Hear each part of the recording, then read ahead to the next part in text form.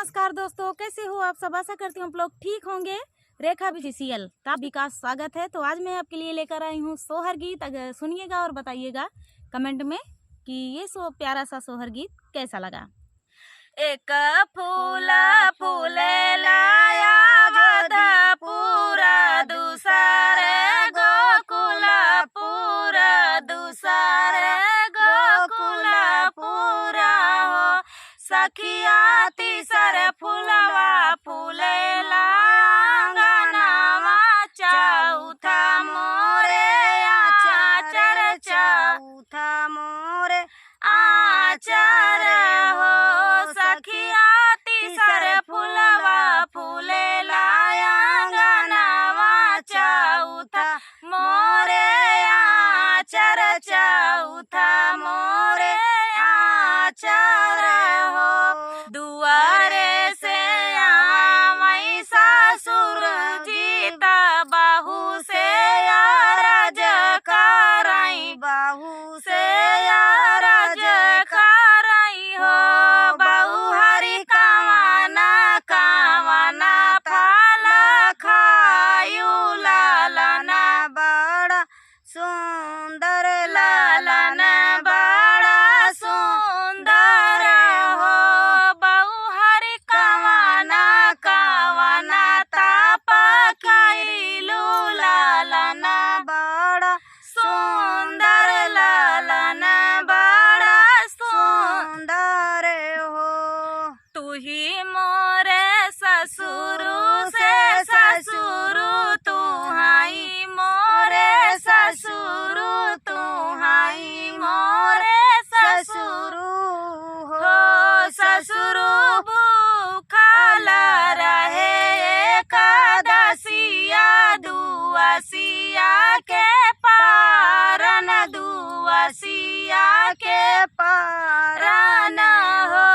ससुरु बाहु विधि रहे तवार लालना बड़ा सुंदर होरिल बड़ा सुंदर हो। ससुरु बाहु विधि रहे तवार लालना बड़ा सुंदर होरिल बड़ा सुंदर हो। एक फूल फूले लाया जो दिया दूसरे गोकुला पूरा दूसरे गोकुला पूरा हो। सखिया तीसर फूलवा फूले लाया गनावा चौथा मोरे आचार चौथा मोरे आचार हो। दुआरे से आई जेठवा बाहू से रज कराई छोटी से रज कराई हो। छोटी कमाना